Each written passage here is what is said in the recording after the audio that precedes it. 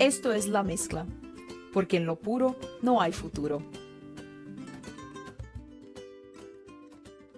Esse aqui é o La Mezcla. Síguenos en Instagram, @LaMezclaPodcast, para enterarte de todas as novidades.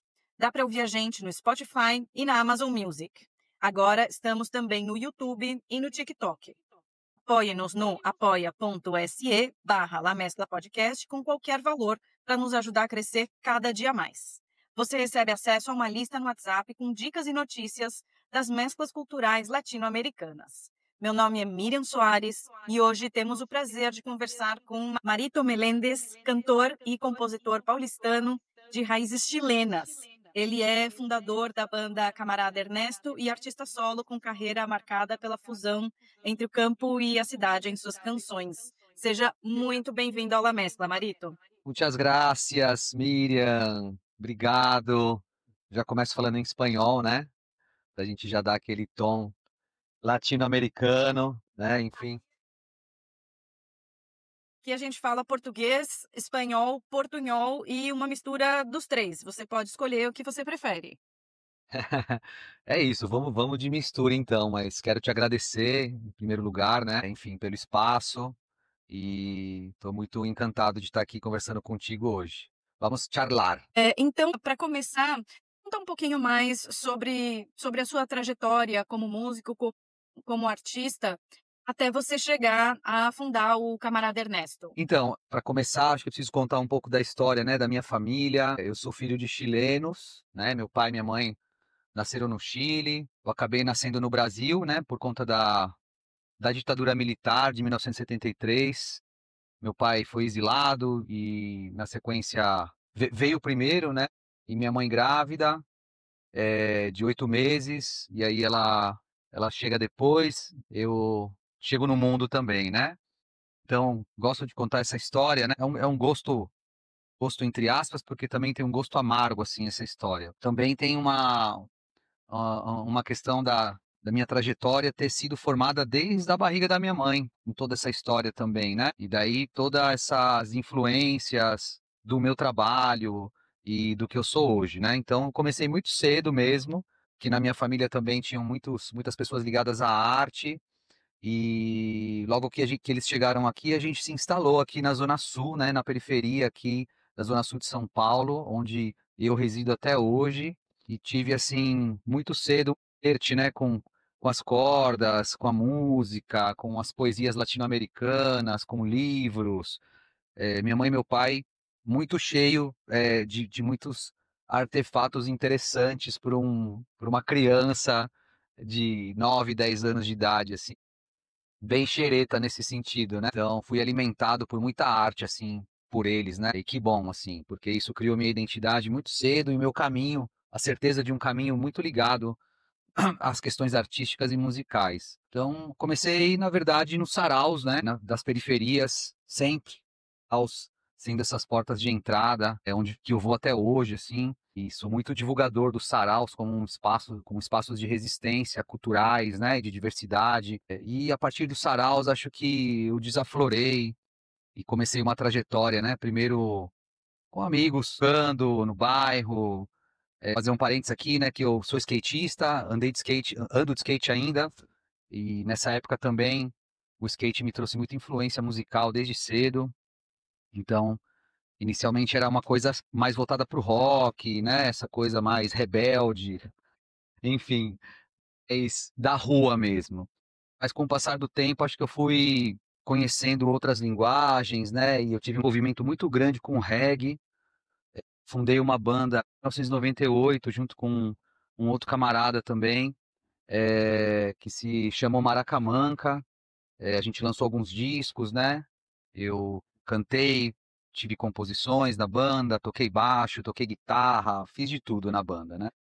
E, paralelamente a isso, eu sempre estava compondo umas coisas mais intimistas, assim, que estavam muito mais ligadas a essa questão das minhas raízes latino-americanas, o folclore muito presente, né? Meu pai tem também dentro da sua árvore genealógica aí, descendentes também dos Mapuches, né? Então, isso foi algo também que desde cedo me pegou bastante E aí eu fui fazendo paralelamente às bandas o meu trabalho solo, mais nessa veia, né, até 2003, a Maracamanca, que era essa banda de reggae, se dissolver, e dela nasceu o Camarada Ernesto, que é a banda que tá aí até hoje, assim, né, e que passou por várias metamorfoses, várias. Acho que é um capítulo à parte falar de tantas metamorfoses do Camarada Ernesto, assim, um pouco A disso. gente, a gente vai falar delas, mas antes eu fiquei muito curiosa para conhecer um pouco melhor a história dos seus pais, né, que vieram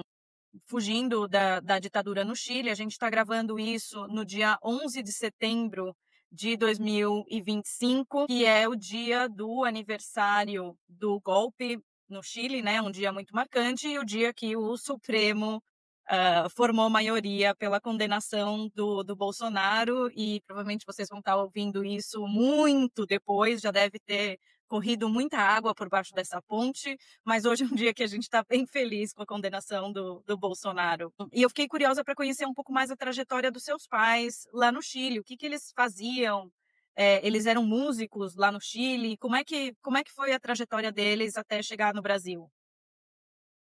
Minha mãe, ela residia em Santiago, né, na capital, assim, desde pequena. A arte, assim, nem ela e nem meu pai são artistas natos, vamos dizer assim, né? Eles não estudaram a arte, né? A arte permeava na minha casa, vindo também dos meus tios, né? Do próprio bairro, né? Então, a casa da minha mãe também era num bairro lá no Chile chamado La Cisterna, que até hoje é onde estão meus familiares. E é um bairro meio gueto, assim, também, né?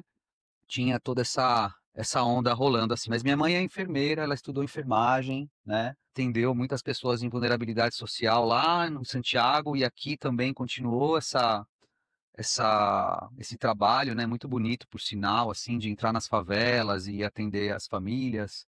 E isso também reverberou em mim quando eu te contar também sobre o que eu faço hoje, além da música, né? E o meu pai, ele trabalhava numa fábrica, né? E ele era uma espécie de líder sindical, assim, essa fábrica quando aconteceu o golpe. Então ele não teve uma escolha para fazer, né? Era sair ou sair. E aí começou toda essa história que eu te contei no começo, assim, né? Eles tinham mundos bem diferentes a princípio, porque meu pai é um caiçara lá do Chile, né? Ele nasceu numa cidadezinha muito pequena chamada El Tabo, que fica próximo de Valparaíso, bem pequenininha mesmo.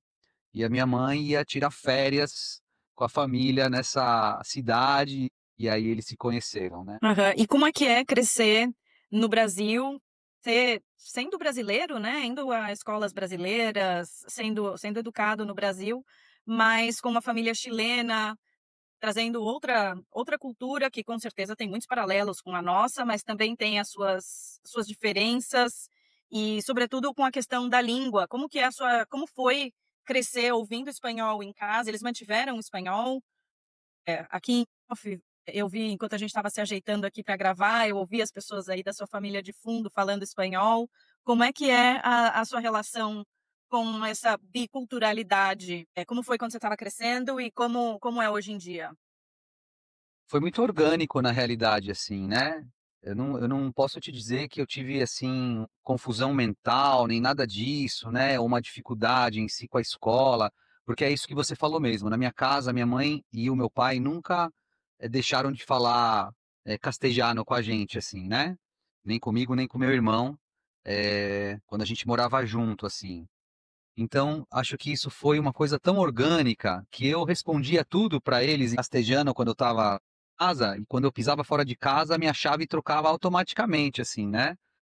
Mas com o passar do tempo, foram acontecendo coisas muito legais, assim, dentro das minhas criações artísticas, eu comecei a fazer alguns questionamentos do porquê eu não criava usando os 2 idiomas, assim, e aí começou ao mesmo tempo gerar uma inquietação dessa longitude mesmo, assim, né, do idioma com o território, com a questão geográfica. E quando a gente entra no trabalho do Camarada Ernesto, essa é uma das grandes justificativas do porquê o Camarada Ernesto existe. O Camarada Ernesto também existe para dizer que nós, brasileiros, também precisamos nos reconhecer como parte integrante da América Latina. Então, algo que vem lá de trás, até mesmo dessa fase com eles, assim, nessa bilinguagem que rolava. E então conta um pouquinho mais, da banda, para quem nunca ouviu falar do Camarada Ernesto, o que que é o Camarada Ernesto? Então, Camarada Ernesto é uma banda de música latina e hoje a gente denomina também com muitas brasilidades, né? Exatamente por isso que eu te contei. A gente começou, na verdade, como uma banda de bar, de pubs, fazendo de tudo um pouco, tocando desde MPB, reggae, rock, mas eu, enquanto filho de chileno, sempre colocava lá uma pitadinha de alguma coisa espanhol e tal, né? E aí isso foi por muitos anos, com muitas formações. A gente teve 12 pessoas na banda, depois a gente teve 7, depois a gente teve 3. Como eu te falei, ela passou por muitas mutações, mas acho que a base sempre ficou muito bem consolidada, assim, né? E as saídas e entradas foram por questões da vida mesmo, assim. É uma grande irmandade porque ela começa, como eu te falei, da disseminação de outra banda que somos, né, todos irmãos de criança, de bairro, né, de skate, colegas de escola, e aí depois de quase 35 anos, estamos aí, todos já com barba branca, enfim, já já mais velhos, mas com essa conexão. Então, a palavra camarada ela tem vários significados, assim, né? Que as pessoas perguntam, mas quem é o camarada Ernesto, né? Então, numa linguagem é, bem, acho que América Latina mesmo, camarada Ernesto somos todos nós. Somos nós que tocamos, somos nós que ouvimos, somos nós que estamos. É toda a diversidade possível, né?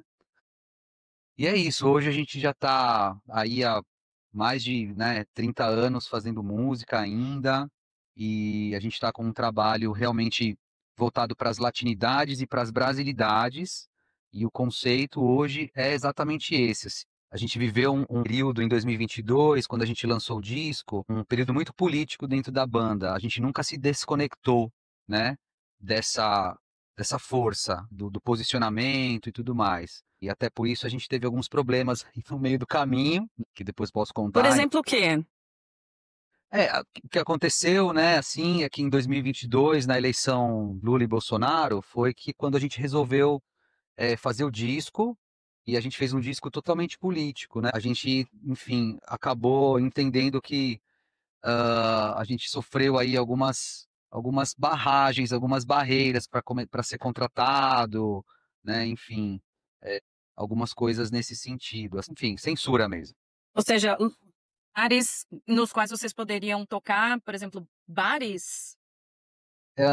Acho que não, bares não, especialmente locais ligados, né, às secretarias, à prefeitura da época também, né? Então a gente teve alguns problemas assim nesse sentido, né? Mas a gente, ao mesmo tempo, nunca deixou de acreditar que esse era o caminho também, se posicionar para o lado que realmente era a bandeira da verdade, né? A bandeira da democracia, daquilo que a gente acredita enquanto seres humanos e enquanto artistas também, né? E desde então tem sido assim, né? A gente tem levantado essa bandeira aonde a gente vai, nos shows também, principalmente para que as pessoas, além de verem a nossa arte, de ouvirem, né, o nosso trabalho, a dedicação do nosso trabalho a nível de sonoridade, que a gente sempre possa lembrar, né, aqui no Brasil principalmente, sobre esse reconhecimento tão importante que é ser latino-americano. En lo puro no hay futuro, la pureza está en la mezcla. E Camarada Ernesto, na minha interpretação, por favor, me fala se faz sentido, Camarada Ernesto Che Guevara. Sim, Para mim é uma claríssima referência ao Che Guevara, é isso? sim, total. É isso sim, né? Aham. Quando eu te falei da época, essa época de 2022, a gente teve que, inclusive, tomar um pouco de cuidado para falar sobre isso, assim, porque de fato isso comprometeu também a nossa jornada de trabalho, e a gente tinha também músicos que só sobreviviam da arte, então foi uma época um pouco complexa, assim, mas nunca deixamos também de deixar claro de que a figura dele é uma figura que representa essa unidade dos povos, dos países, da irmandade e das lutas que são necessárias. Quando eu crio esse nome, lá em 2002, o trabalho naquele momento, uma revista, numa editora de revistas, né, bem grande que tinha aqui em São Paulo, que não existe mais. Eu estudei publicidade, então eu trabalhei por muitos anos em jornais, revistas e tal, né? Paralelo a tudo que eu já fiz, a vida artística. E aí um dia eu tô lá e trabalhava numa revista chamada História, e a gente estava procurando o nome da banda para substituir a antiga Maracamanca, que era a banda de reggae. E aí me entregam uma revista, né? Que estava escrito na capa Camarada Ernesto e tinha a figura do Che. Aí na hora que eu bati o olho, assim, eu falei, porra, isso aqui é o que a gente é. É isso que a gente é. Então, todo mundo, na hora que eu falei, todo mundo falou, não, é isso, somos camaradas. Então, vamos nessa. A banda já tem mais de 20 anos de trajetória e ao longo dessa entrevista você mencionou várias vezes música latino-americana, ter uma ascendência latino-americana.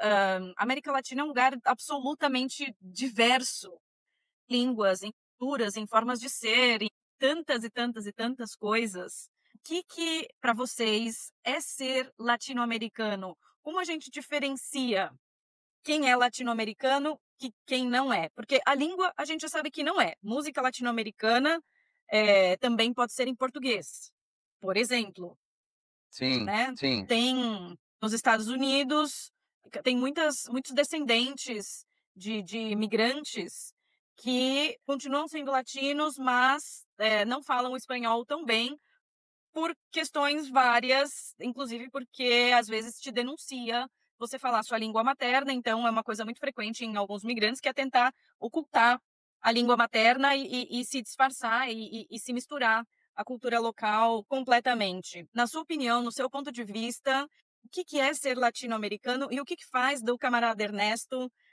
uma banda latino-americana? Quais são esses elementos de latino-americanidade?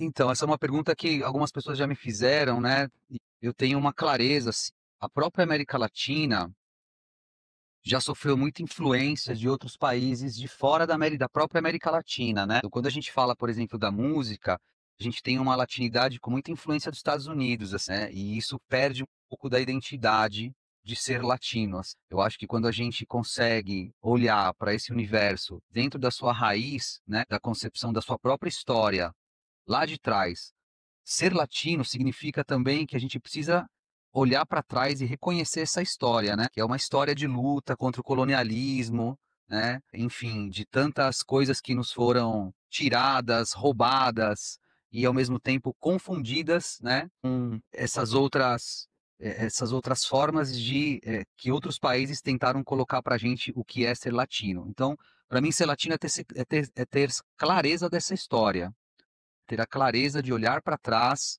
estudar essa história, entender sobre as nossas próprias terras, sobre as nossas produções e aquilo que nos foi de fato, né, tirado e jogado num outro contexto.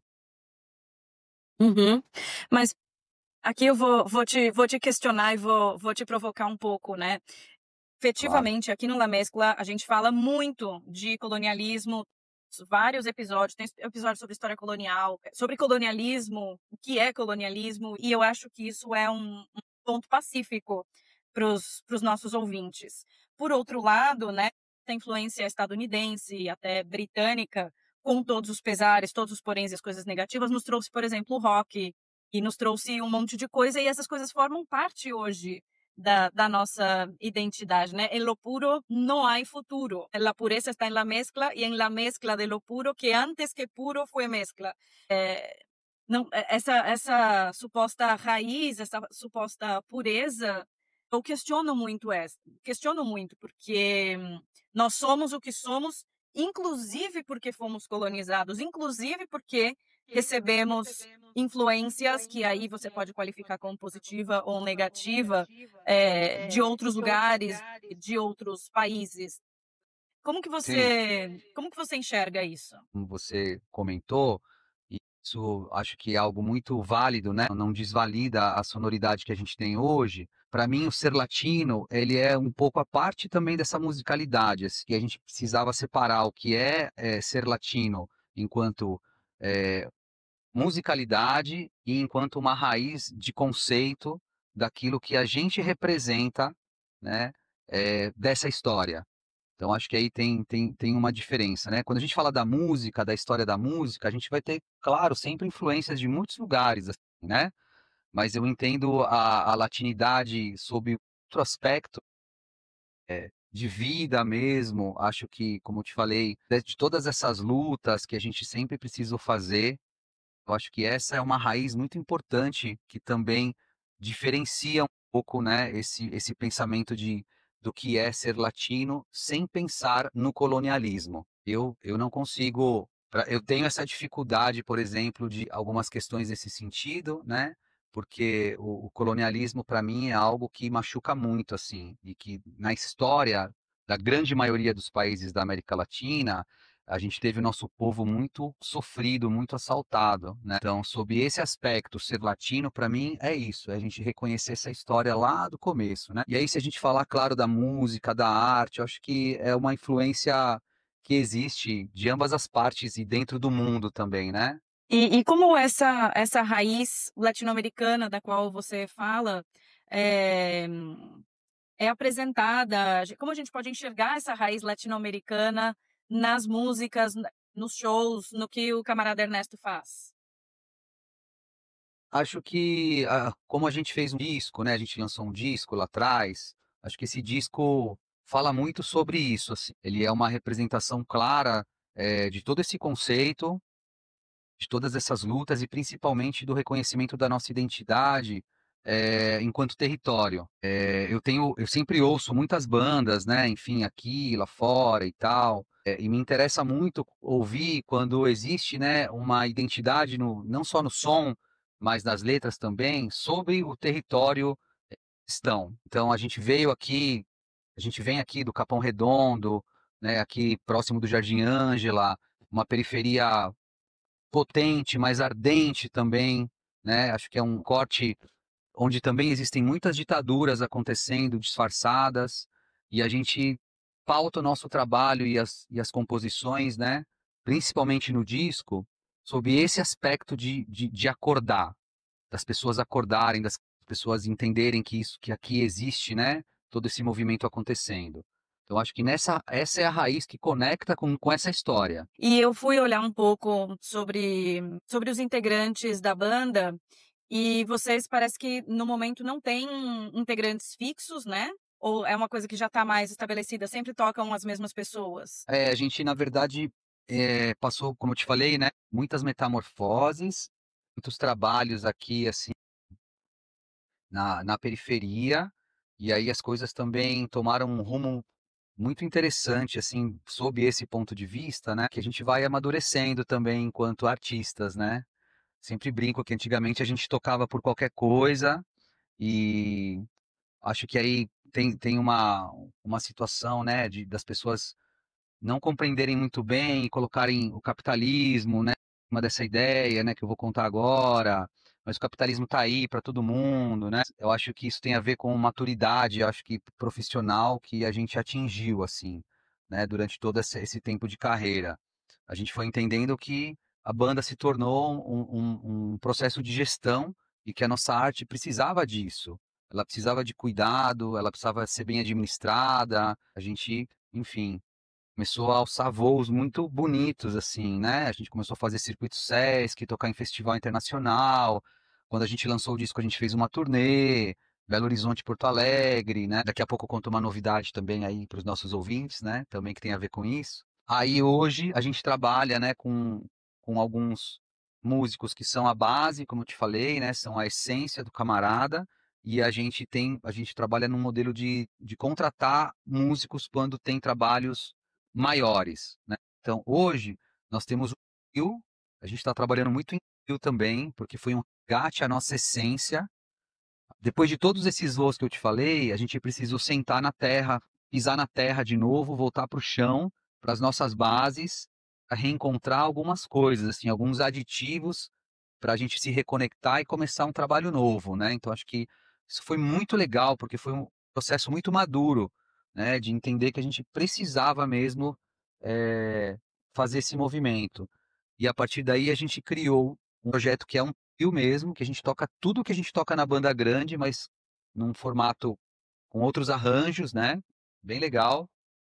E a banda grande, que são os músicos contratados, que praticamente são sempre os mesmos, assim, né? Salvo exceção quando eles não podem, aí eles indicam, né, uma outra pessoa, e isso trouxe assim, profissionalismo também com relação a muitas coisas, né?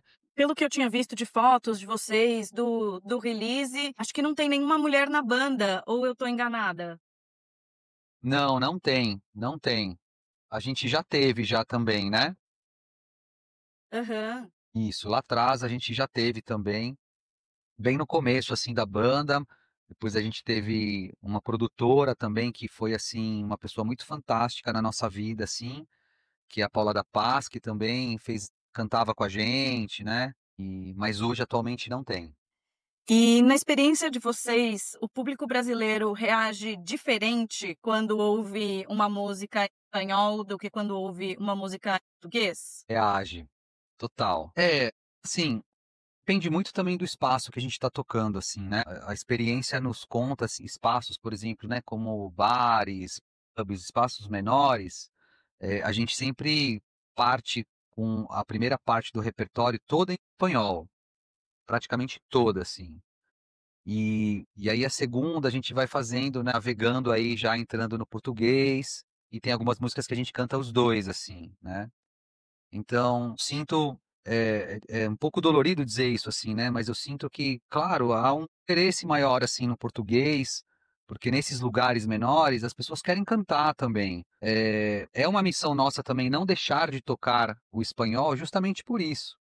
Então a gente não tira, a gente precisa muito preservar isso, né, porque a gente entende a importância também de falar a língua, né? Bem, aproximar a língua, né? E aí no final, acho que já aconteceu muitas vezes das pessoas virem falar com a gente assim, né? Nossa, mas vocês começaram a tocar músicas em espanhol e depois vocês tocaram músicas em português e tal, tal, tal, né? Aí a gente responde, não, a gente tocou música latina o tempo todo, né? Sim, eu acho divertidíssimo, assim, quando eu tenho amigos que falam: fiz uma grande viagem, quero fazer uma grande viagem pela América Latina. Eu olho assim, você vai atravessar a rua da sua casa? É isso? Isso, é isso, é Né? A isso, é. gente já tá na América Latina. Não tem jeito, não tem jeito. A cena musical brasileira, como a gente estava comentando agora, ainda olha pouco pro resto da América Latina. Por que vocês acham que isso acontece? É porque não é uma questão de língua, novamente, né? A gente tem uma quantidade enorme de músicas em inglês tocando no rádio, e no Spotify, nas playlists, o tempo inteiro. Por que você acha que a gente ouve tão pouca música dos nossos vizinhos e o que a gente pode fazer para isso mudar, para melhorar isso? Eu penso assim, em primeiro lugar, né, que geograficamente o Brasil é um país enorme, assim, né? Com muitas influências e muitos ritmos, assim, de norte a sul, né? Leste a oeste, e por toda essa riqueza, porque é uma riqueza de fato, né? O que o Brasil produz, eu acho que a gente consome pouco, né? A música dos vizinhos, pela diversidade mesmo de músicas que a gente tem aqui no Brasil, né?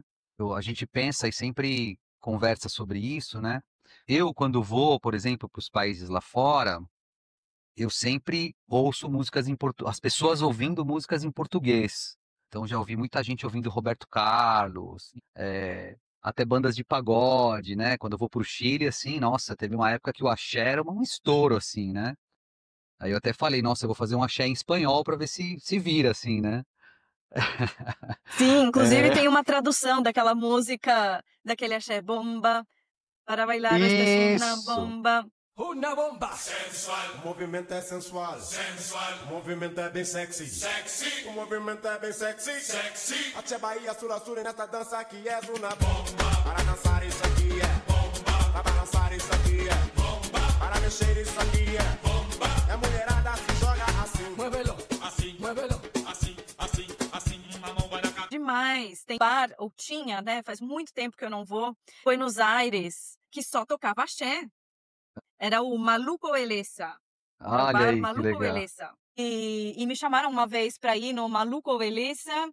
E eu cheguei lá e só tava tocando axé anos 90 e 2000. Eu falei, meu Deus do céu! Onde estou, né? Você falou onde estou, né? Onde Estou, e tem versão em espanhol de vários desses axés, e a galera dança, assim, tentando o pessoal que está mais desenvolvido, assim, na dança, né, porque os portenhos não são muito famosos pelo seu rebolado, Sim, venhamos e convenhamos. total. E aí o pessoal que estava, assim, mais soltinho na dança, fazia, assim, uma certa imitação desse axé brasileiro, dançava, mas ainda assim o pessoal estava muito duro, gente, estava muito duro. Foi, assim, a experiência mais intercultural. Na Espanha também me chamaram uma vez para uma festa brasileira, mas na Espanha o pessoal é realmente bem mais duro ainda do que na Argentina. Eu já tinha passado um pouco da conta no álcool, eu bebia muito lá para os idos de 2007, quando eu estava na Espanha, e aí era eu dançando. E o pessoal lá, assim, tudo duro, sabe? Ninguém sabe muito bem o que Aham. fazer com isso, né? E agora pensando, talvez seja um pouco a reação do público brasileiro quando ouve música em espanhol, né? É tipo, nossa, É, o que que eu faço com isso aqui? isso. Mas mas o que que a gente faz, por exemplo, né, quando a gente pega uma música conhecida em português e transforma e faz uma releitura dela, com essa mescla, olha só, fazendo a propaganda, né, com essa mescla dos 2 idiomas. Então, no meio do repertório, a gente começou a estudar um pouco isso e praticar nos ensaios para ver, meu, o que sairia daí? Será que talvez os brasileiros se interessassem mais, né, tendo uma música muito conhecida aqui no Brasil e com alguns trechos em espanhol, será como que seria isso? E aí a gente fez uma música que é a tal da Ziriguidum, famosa Ziriguidum, e a gente fez uma roupagem da Ziriguidum num formato de cúmbia, e a gente trouxe na letra algumas coisas em espanhol, assim. E essa música, quando a gente toca nos shows, é um sucesso, assim. A galera levanta e Ziriguidum em espanhol, né. Então acho que é um pouco disso também, a gente criar algumas estratégias de aproximação nesse sentido, para experimentar mesmo, assim, sabe. E ver o que caldo sai, né, desse caldeirão aí. Exatamente, tem algumas bandas que usam como recurso, ensinar refrão em espanhol durante os shows, outras que adaptam músicas brasileiras, sei lá, por exemplo, Rita Lee, para um ritmo de salsa ou de Isso, cúmbia. perfeito. Tem diferentes bandas que estão tomando diferentes caminhos nesse sentido, e eu acho interessante essas iniciativas, inclusive um pouco de educação. Aproveitar esse momento de festa, de um show, um momento de lazer para as pessoas, para aprender alguma coisa nova, para ir acostumando o ouvido e o corpo a um ritmo e uma língua nova, né. É de alguma forma, uma coisa meio pedagógica. Eu ia falar isso, pedagogia musical, é pedagogia musical. É isso, a gente só para fazer um corte sobre isso, breve, né, depois que a gente começou a fazer essa imersão de virar um pouco mais de trio, né, uma coisa muito legal que aconteceu foi esse estudo do próprio repertório, porque antigamente, quando a banda fez as turnês, a gente fez circuito Sesc e tal, tal, tal, a gente se dedicou, lá atrás a difundir a cúmbia, né. Então antes do disco, o nosso propósito era difundir a cúmbia, mas especialmente a cúmbia chilombiana, que é um pouco assim, nessa ideia do Chico Trujillo e tal, né.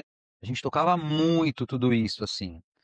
Quando a gente lança o disco, a gente lança o disco com 85% das músicas cantadas em português, e algumas músicas em espanhol, todas autorais, com exceção de uma música que, o André Abujanra concedeu pra gente, que é Alma Não Tem Cor, que a gente fez uma releitura em espanhol, ele gravou com a gente. Alma no tiene color, porque yo soy blanco. Alma no tiene color, porque yo soy negro. Alma no tiene color, porque yo soy blanco. Alma no tiene color, porque yo soy negro.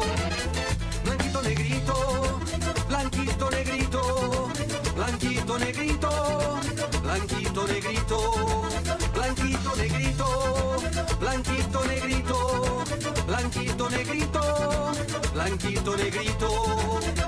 Ele participou do clipe e foi um cara muito generoso também, e que a partir daí a gente começou a entender que tinha uma fusão a ser feita, assim, né. Acho que esse foi, acho que o start inicial.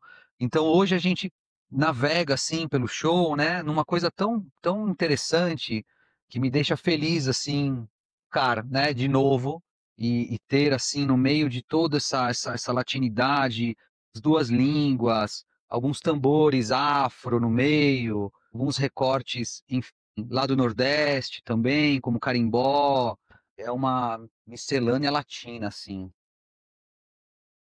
Uhum. Quem também tem uma versão muito interessante da Alma Não Tem Cor é o Perotatingô. Perota, Eles fizeram uma versão em espanhol, meio lindo. portunhol. E Vou deixar o link aqui na descrição e sim, já deixo aqui a minha primeira dica cultural. Ouçam Perotatingô, gente. Essas meninas são muito sensacional, maravilhosas. muito, sou fã.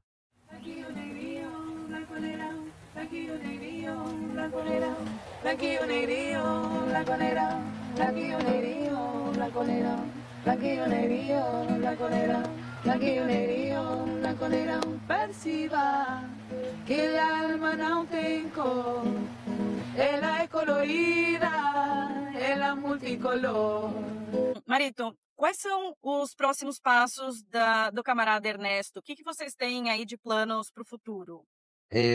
A gente está já, né, com alguns projetos de acidamento, né, que estão muito voltados também para novos lançamentos autorais, gravações de singles, né, a gente tem se encontrado já para trabalhar em uns. E paralelamente a isso, né, eu vou dar aqui em primeira mão, na verdade, né, a gente vai em outubro para Curitiba, fazer um show, Curitiba, e enfim, depois disso acho que tem alguns Sescs também que vão rolar aí, né, fora de São Paulo, algumas viagens no geral que a gente vai fazer. Também paralelamente isso, né, essa reconexão que a gente já está fazendo mesmo com o território, né, alguns shows aqui nas fábricas de cultura, né, perto aqui do Jardim São Luís, né, enfim, aqui para os lados do Campo Limpo, e algumas outras coisas que aparecem, assim, espontaneamente, assim. Mas a gente está na ativa, assim, está sendo bem bom, assim. Muito legal. Señores, Olá pessoal, aqui é a Miriam Soares. Vamos fazer uma pequena pausa neste episódio para contar para você que agora a gente tem um programa de apoio no Apoia-se. Com a sua ajuda, eu vou conseguir melhorar nossa estrutura, investir em microfones melhores, garantir uma edição ainda mais caprichada. Afinal, como sempre dizemos, em lo puro não há futuro. E quem apoia também entra numa lista exclusiva de WhatsApp onde a gente compartilha notícias e novidades culturais da América Latina. Quer entrar nessa mistura com a gente? Acesse apoia.se/La Mescla Podcast, mescla com Z, como você já sabe aqui do nome do nosso podcast. E vem fortalecer essa nossa mistura incrível. en lo puro no hay futuro, la pureza está en la mezcla. Para fechar, deixa alguma dica cultural aqui para os nossos ouvintes e cultura visto de um ponto de vista muito, muito, muito amplo. Pode ser algum lugar para visitar, alguma comida latino-americana, não brasileira, porque a brasileira a gente tem, infelizmente, bastante acesso aqui. Uma banda, obviamente, além do camarada Ernesto, que eu também vocês vão estar marcados aqui na descrição do episódio, vocês vão estar marcados também nas nossas redes sociais. Algum filme, algum site para visitar, deixa alguma dica cultural para os nossos ouvintes que você acha interessante. Legal. Acho que um lugar, assim, que eu super recomendo, né, acho que eu vou deixar, assim, já 2, porque é um do lado do outro e vocês vão entender por quê. Eu não posso deixar de falar do meu Chile, né, amado e querido, e especialmente desse lugar tão incrível que é La Playa de El Tabo, onde o meu querido pai nasceu também, e tem toda uma história. E a metros de distância, né, a passos pela estrada, a gente chega em Isla Negra, que é onde o nosso fantástico poeta Pablo Neruda viveu por muitos anos, né, e escreveu muitas obras importantes para a literatura latino-americana. Então, essa é uma dica que, com certeza, tem que estar no roteiro das viagens aí, né?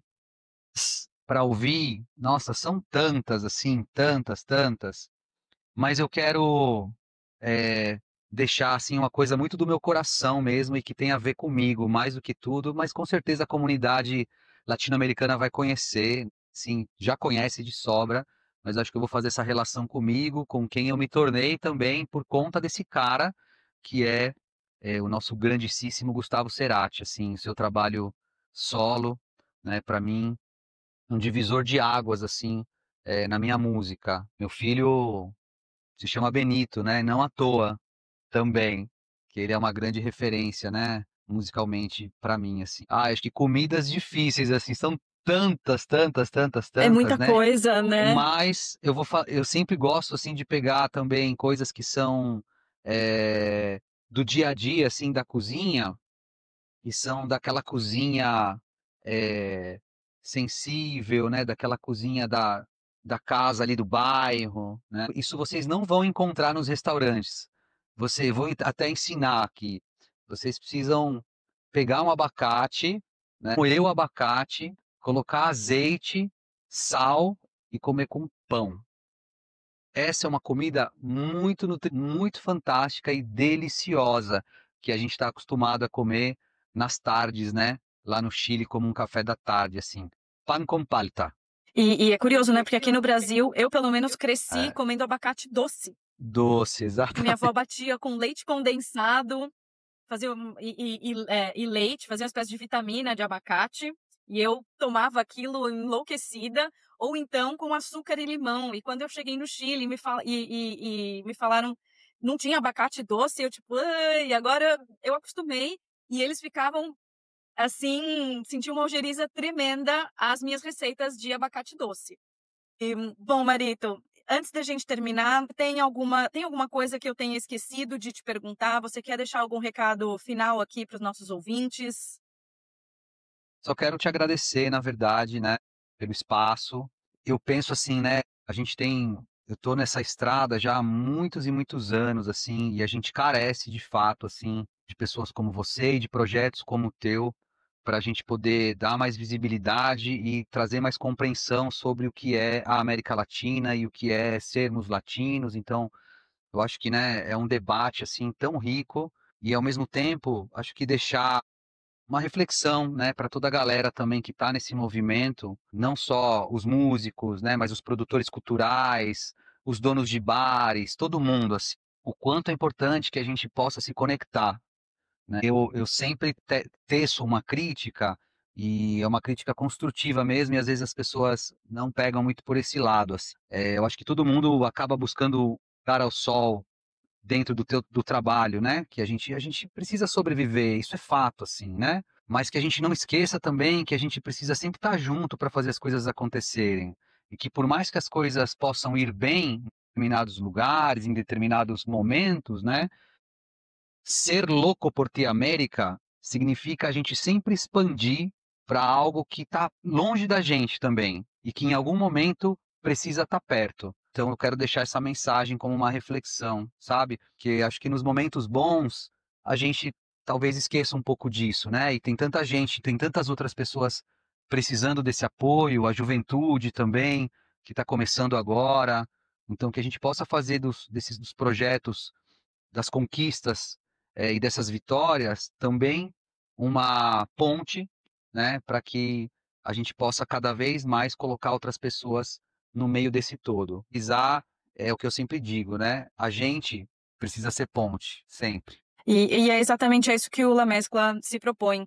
Então, sempre que você tiver alguma coisa que você queira anunciar, contar, qualquer novidade, o La Mescla tem as portas abertas para você, Marito, e para o camarada Ernesto. Quero te agradecer a sua presença, compartilhamento de toda essa informação, todo esse conhecimento e E a gente também, sempre portas abertas. muchas gracias y hasta las próximas. Hasta la próxima.